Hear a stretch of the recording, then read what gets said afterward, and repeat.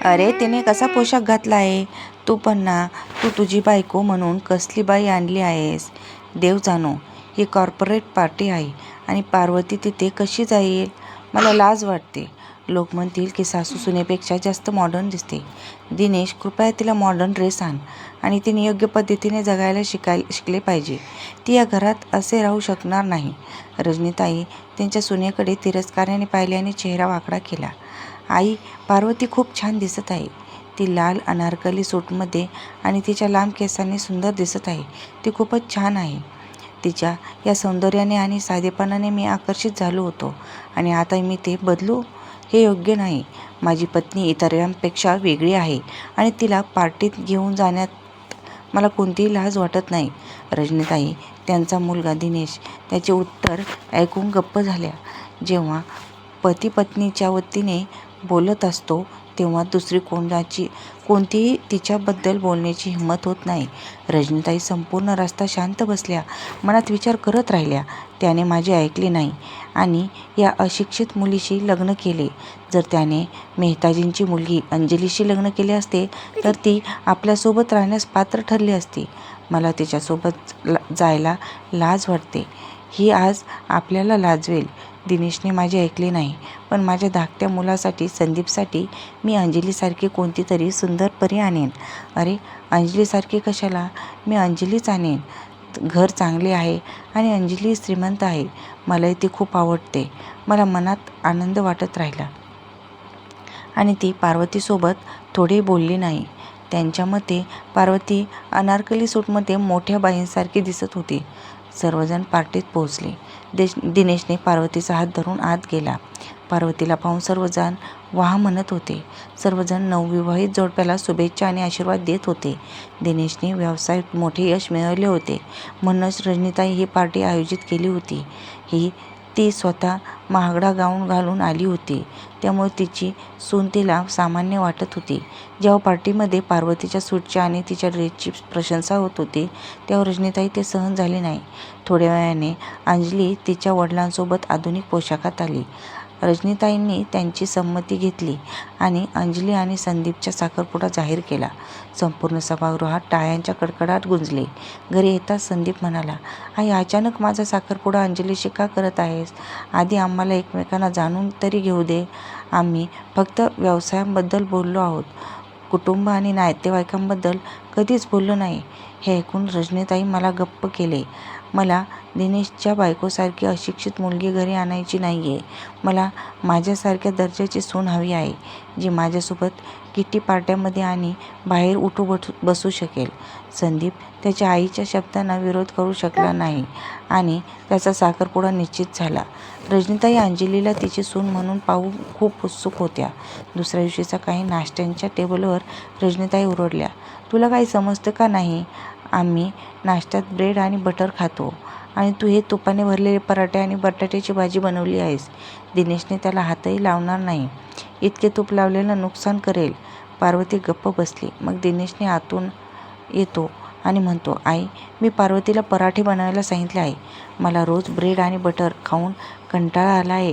तुला ऑफिसला जायची घाई असते, त्यामुळे तुला वेळ मिळत नाही. म्हणूनच मी पार्वतीला सांगितले की मला हे खायचे आहे, म्हणून तिने ते बनवले. तू ब्रेड अँड बटर देखील खाऊ शकतेस. ते फ्रीजमध्ये ठेवलेले आहेत. रजनीताई काहीच बोलल्या नाहीत. त्यांनीही पराठे खायला खूप आवडत होते, पण त्या प्रत्येक वेळी पार्वतीचा अपमान करत होत्या आणि त्यांना तिचा अपमान करायला मजा येत होती.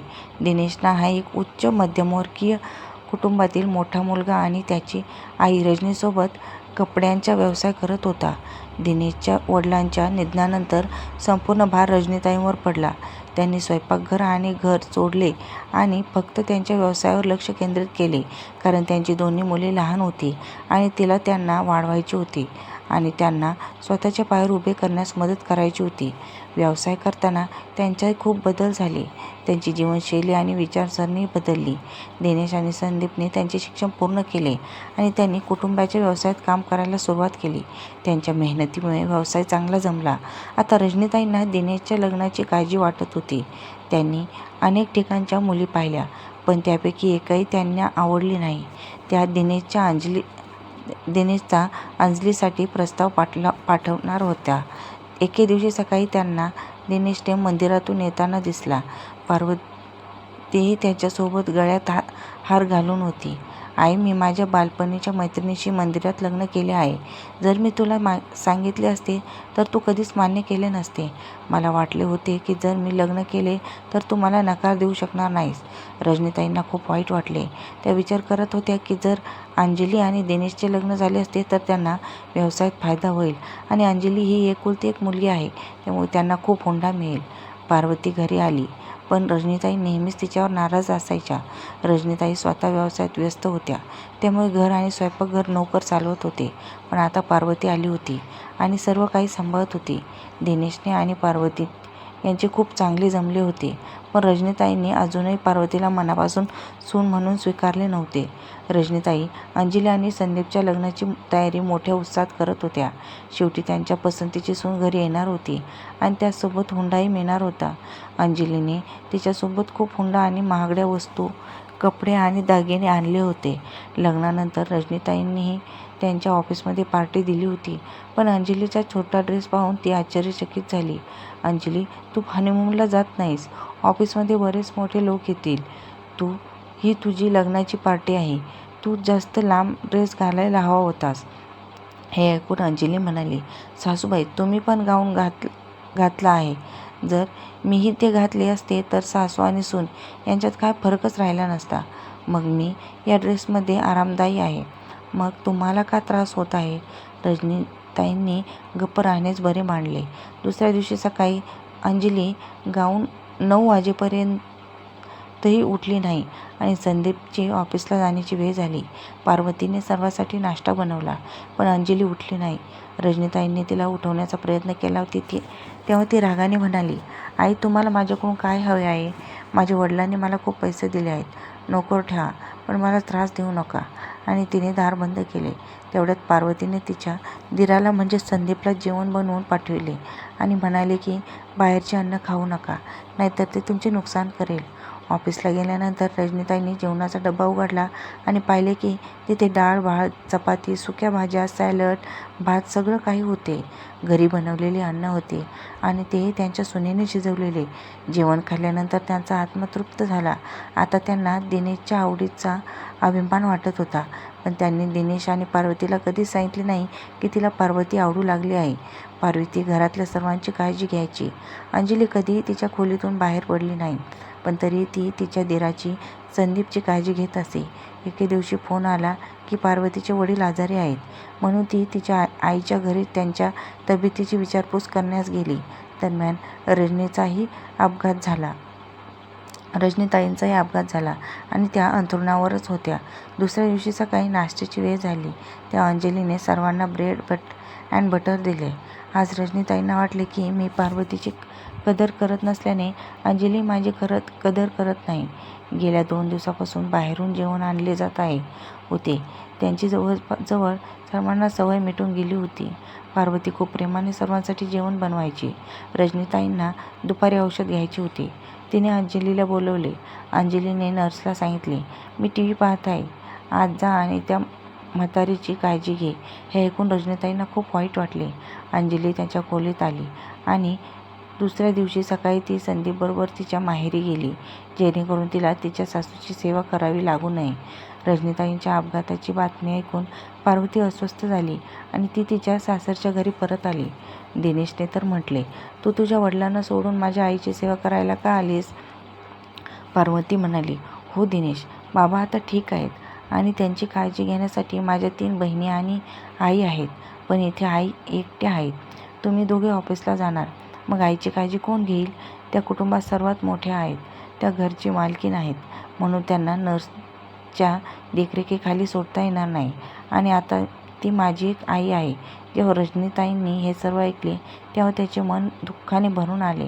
ज्या सुनाचा त्यांनी खूपच अपमान केला होता, रात्रंदिवस टोमणे मारले होते, सतत तिच्यात दोष शोधले होते, आज ती सून त्यांची सेवा करण्यास तयार आहे, तिची काळजी नर्सपेक्षाही चांगली घेत आहे. रजनीताईंना अपराधी वाटत होते. एके दिवशी मुसळधार पाऊस पडला. शहरातील सर्व रस्ते जाम झाले. सर्व सेवा विस्कळीत झाल्या होत्या, त्यामुळे परिचारिकाही आली नाही. आता पार्वती रजनीताईंची सर्व कामे करू लागली. ती त्यांना प्रेमाने आंघोळ घालायची, कपडे घालायची आणि त्यांचे केसही विसरायची. ती त्यांना वेळेवर औषधही द्यायची. एके रात्री पार्वती त्यांच्या खोलीत आली आणि म्हणाली, आई, ती नर्स आणखी काही दिवस येणार नाही. तिचे घर पावसात खराब झाले आहे. तोपर्यंत मी तुमच्या खोलीतच राहीन. तेव्हा रजनीताई म्हणाल्या, पण दिनेशला वाईट वाटेल. तू त्याला सोडून माझ्या खोलीत राहू शकतेस? आई, मी काही दिनेश सोबत भांडण करून तुमच्या खोलीत येत नाही आहे. आम्ही दोघांनीही परस्पर संमतीने हा निर्णय घेतला आहे. ती हसत म्हणाली, मी तुमची काळजी घेईन. नर्सने फोन केला की थोडा वेळ घेईन आणि नवीन नर्स देखील येऊ शकणार नाही कारण सर्वत्र पाणी आहे. मग त्या संकोचून म्हणाल्या, पार्वती, मी मेडवर जी रोजची कामे करते ती फक्त नर्सच करू शकेल. हे कळायला पार्वतीला वेळ लागले नाही आणि ती म्हणाली, नाही आई, मी ते करेन. मी तुम्हाला माझी आई मानली आहे म्हणून तुमची मुलगी असल्याने मी सर्व कामे करेन. तुम्ही लवकर बरे व्हा, असं पार्वती हसत म्हणाली. रजनीताईंचे डोळे अश्रूंनी भरून आले. त्या म्हणाल्या, पार्वती, मला माफ कर. मी तुझ्याशी खूप वाईट वाटले. तुझ्या आई वडिलांना खूप वाईट बोलले. हुंडा न आणल्याबद्दल तुला नेहमी टोमणे मारायचे. तुझ्या कपड्यांची नेहमी खिल्ली उडवायचे. तुला अशिक्षित म्हणून तुझा अपमान करायचे आणि आज तू माझी इतकी सेवा करत आहेस. जर ती माझी स्वतःची मुलगी असती तर कदाचित तिनेही केले नसते. मला नेहमीच हुंडा आणि दिखावा हवा होता. मला दिनेशसाठी अंजली आणायची होती, पण दिनेशला तू आवडलीस. हीच एक गोष्ट मला त्रास देत होती. मला अंजली नको होती. मला तिचे पैसे आणि स्टेटस हवे होते. आज अंजली मला या अवस्थेत सोडून संदीपसोबत तिच्या माहेरी निघून गेली आहे. तिला वाटत असेल की मी बेडवर आडवी झाली आहे. मग ती आता माझी सेवा का करेल? तिला तिचे स्वातंत्र्य, किटी पार्ट्या आणि फिरणे आवडते. जेव्हा मी पैशामुळे तिच्याशी जोडले गेले होते तर ती माझ्या हृदयाशी कशी जोडेल? तिला माझे दुःख कसे समजेल? मी फक्त पैसा पाहिला आणि दिनेशने तुझे गुण पाहिले. म्हणूनच तू घर सांभाळून घेते, मला सांभाळतेस. अंजली आणि तुझ्यामध्ये खूप मोठा फरक आहे. ती मला ह्या अवस्थेत सोडून तिच्या माहेरी गेली आणि तू माहेरी गेली असून सुद्धा माझी अवस्था ऐकून धावत आलीस. आई, तुम्ही जास्त विचार करू नका. तुमची तब्येत अजून बिघडेल. मी आहे ना, मी सर्व सांभाळून घेईन. पार्वती म्हणाली, तुम्ही औषध घेऊन आराम करा. पार्वतीने रजनीताईंना बरेच वाटावे म्हणून घेतलेली मेहनत आणि डॉक्टरांची औषधे यामुळे रजनीताई पूर्वीप्रमाणे व्यवस्थित झाल्या. त्या पूर्वीप्रमाणे चालू फिरू लागल्या. एक दिवस सर्वजण घरी बसून जेवण करत होते तेव्हा संदीप आणि अंजली आले. आई, तुम्ही ठीक झाला आहात त्यासाठी मी खूप आनंदी आहे. काळजी करू नका. संदीप आणि मी उद्यापासून इथेच राहू. हे ऐकून रजनीताई म्हणाल्या, सुनबाई, आता इथे येण्याची गरज नाही. माझ्याकडे दिनेश आणि पार्वती आहेत. तुम्ही दोघेही तुमच्या वडिलांकडेच राहा आणि आता दिनेश आणि मी संपूर्ण व्यवसाय सांभाळू. माझा स्वतःचा मुलगा मला दुःखात सोडून गेला. मग मी तुला काय बोलू? आणि हो, आता तुम्हा दोघांनाही या घरात किंवा या व्यवसायात कोणतेही हक्क किंवा वाटा नाही. आता तुम्ही दोघे इथून जाऊ शकता. संदीप आणि अंजली निघून गेले. रजनीताई दिनेश आणि पार्वतीसोबत आनंदाने राहू लागल्या.